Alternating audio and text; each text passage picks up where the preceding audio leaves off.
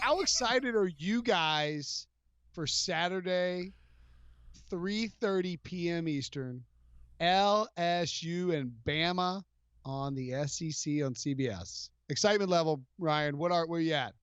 Burrow, Tua, where you at here?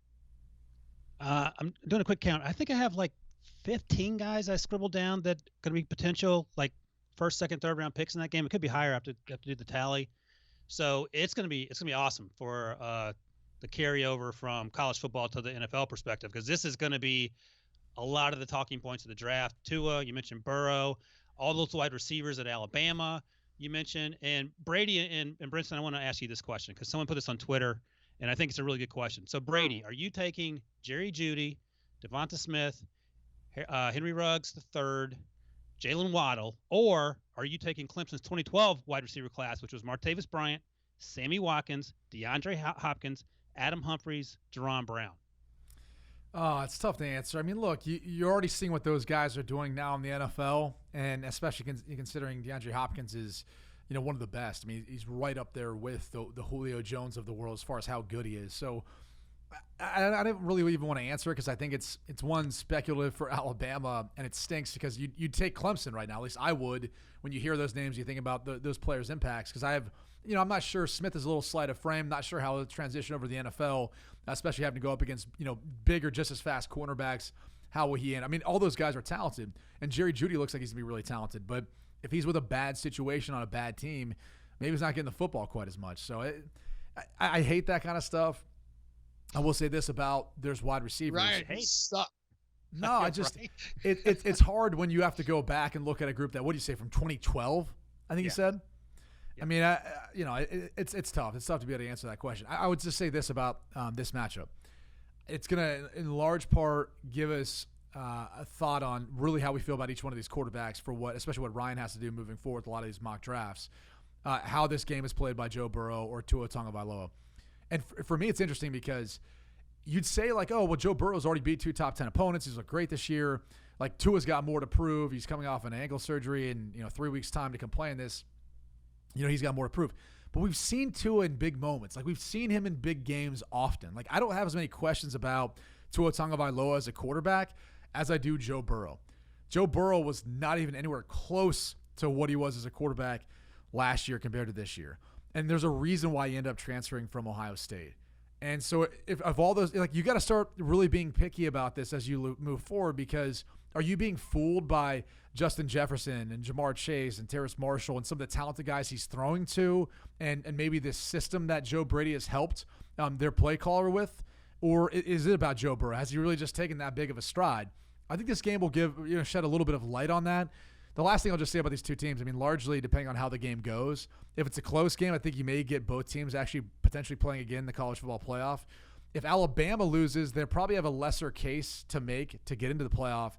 If LSU loses on the road versus Bama, it's maybe a little more justifiable combined with what they've already done this year on their schedule. So that scenario, if it played out, I think you could have a better chance of getting two teams from the SEC in as compared to if Alabama was to lose because their schedule's been a little bit weaker this year. So just my 2 cents on the whole ordeal, but I do think it's going to be a ton of fun to watch. The only thing that could screw it up is if the college football playoff committee tonight comes out and makes them 2 versus 3, then it just doesn't make it feel as big compared to 1 versus 2. And I think there's a really good chance they put Ohio State at number 1.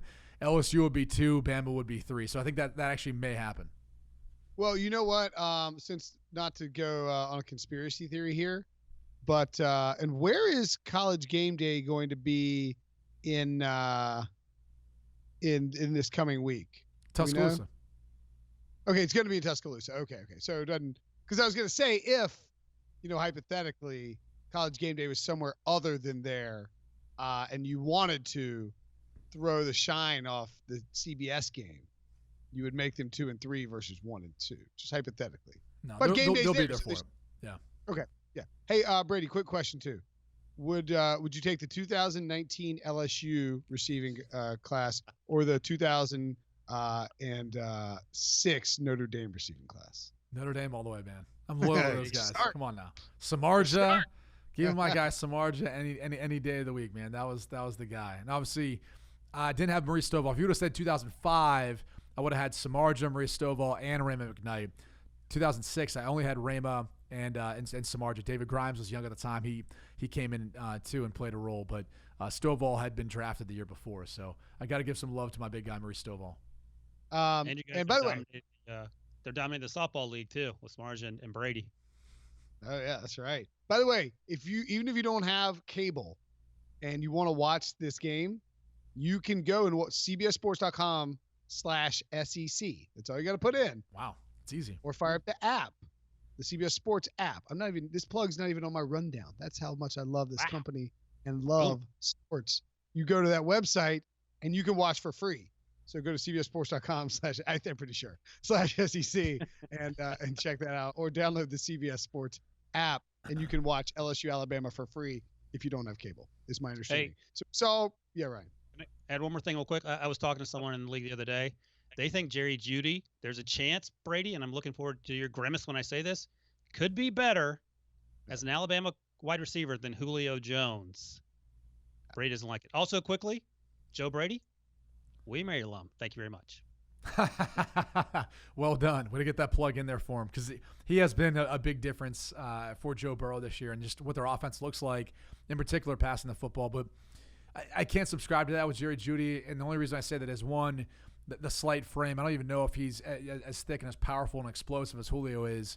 And Judy's going to have to put on some weight. He's going to have to put on some muscle mass, I think, because as elusive as he is and as good as he is separating in college, it becomes a lot more difficult at the NFL level with these guys and how big they are and how fast they are. So something I think I still want to see from him.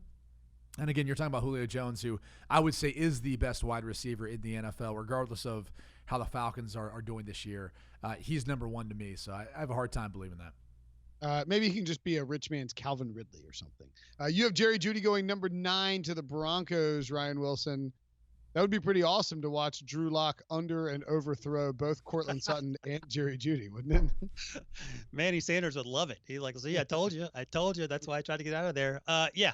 Well, we don't know who John Elway is going to sign. He'll sign 3 or 4 quarterbacks in the offseason, draft 3 or 4 more. So we don't know who's going to be short hopping balls to Jerry Jeudy, but he makes sense in terms of being a Manny Sanders replacement. He'll sign 3 or 4, draft 3 or 4. It's at this, like, is John Elway going to have a job? Like, are we really entrusting him with making the next pick?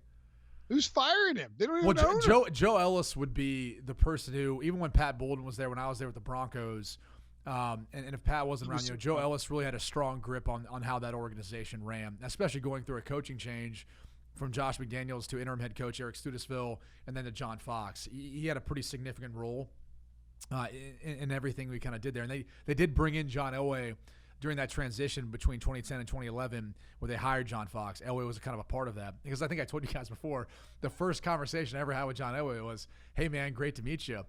Can you guys release me?" and because I wanted to try to go somewhere else and have an opportunity to play, and I was kind of done with the whole scenario, what was going on then. What did he say? He said he was really taken back by it, which was kind of the whole point of the conversation, was to try to kind of surprise him and then say, okay, like, let's make this happen. You got a disgruntled employee, just let them go on their merry way. And he was like, I just got here and I hear great things about you, really like you, and I haven't really had a chance to even evaluate moving forward, and got to talk to the coaching, all the kind of stuff you hear from a general manager who, at that point, I don't even know if he had the control or power to do that yet. And then 2, I would just say, it was probably a little bit early in the process, but I'm the type of person where I'd like to kind of, get a little jump into it and try to make sure I could get out there in free agency and have the chance to work out for some of the other teams or get looked at by their teams and have the opportunity to go play. Heck, Will knows this. I try to start this podcast every day when we tape it 15 minutes earlier than he would like to, but he always procrastinates. It's true. You know what the thing is? Even if that's a lie, no one's going to believe it. Like, no one's gonna be like, Brinson's definitely on time, and Brady's the late one. Nobody will believe that. Ryan's been sitting in that chair since like 4:35. I was gonna say Ryan is the most responsible of the 3 of us. Oh, by far, and the most likable. Not helping I'll either. say that too. Definitely the most likable. I don't know where I was going with that next. I don't really care either. Hey, as far as the mock draft goes, I do think you brought up an interesting thing earlier today when we were talking about Ryan. You've got Chase Young going number 2 overall to the Redskins, and I like it for a few reasons. One, they're a little bit devoid. I mean, Montez Sweat's done a good job this year. I think he has 2.5 sacks in the season so far. But they're a little bit devoid of just getting more edge pressure like that. And I think he's probably too good to pass up on. If you're the Redskins, they drafted Haskins last year, so I don't know that they need a quarterback. But that's an interesting one because, if I'm the Redskins, I don't even know if they stay in that spot, right? Like, I think you're going to see a year where you at least see a 1-2 quarterbacks, maybe 1-2-3, depending on how people feel about Herbert. And I think if you're Washington, you need so much help, you trade out of it, accumulate more picks, and maybe you're trading with the Jets, or maybe you're trading back with, in this scenario, the Dolphins, because they need a quarterback, so they trade up to take one. And I'm sure that's going to be a mock draft that comes out at some point. But that is one thing that I'd say. Like, I could see Washington taking Chase Young. I could just see them trading back, and then, with a team that's going to take a quarterback, and then them taking him at 4 or 3, depending on how far they trade back. And that's the thing. The Dolphins won, so they didn't help themselves with the tanking for Tua situation. So if they keep winning, and by keep winning, if they beat the Bengals, let's say, in I think week 16, they may have to use some of those picks to get back up there if they fall in love with Joe Burrow, for example, or if they're trying to outbid the Bengals. It could even be a situation, Brinson, where the Bengals are 1, the Dolphins maybe end up at 2, and the Dolphins trade up with the Bengals because they want Tua more than Cincinnati, and they'll settle for Joe Burrow or something. So it could be a lot of craziness in the next months. Yeah, I think if you're the Redskins, and by the way, just so people who didn't watch on YouTube will know, the top 5 here's the top 10 for Ryan's mock draft. Bengals take Tua at 1. Redskins take Chase Young at 2. Jets take Andrew Thomas at 3. Dolphins get Joe Burrow at 4. Isaiah Simmons to the Falcons at 5. I'll read the first 5. It would be, look, it behooves the Redskins. Ironically, now, like, the Redskins would be better off if they'd lost to the Dolphins, because the Redskins aren't going to win any games. And if the Dolphins fall down and desperately need a quarterback, they might be willing to trade those multiple picks up to get that quarterback you could trade down. So if you're the Redskins, you want the Dolphins to keep winning. And, I guess you don't care what if the Redskins ended up with the first overall pick, I don't know that the Bengals would trade up to get it, but I think that Miami would at least consider it. I don't know if you can have an auction. There's not a ton of teams out there, but you want Miami to try to trade up with those picks, I think, if you're the Redskins.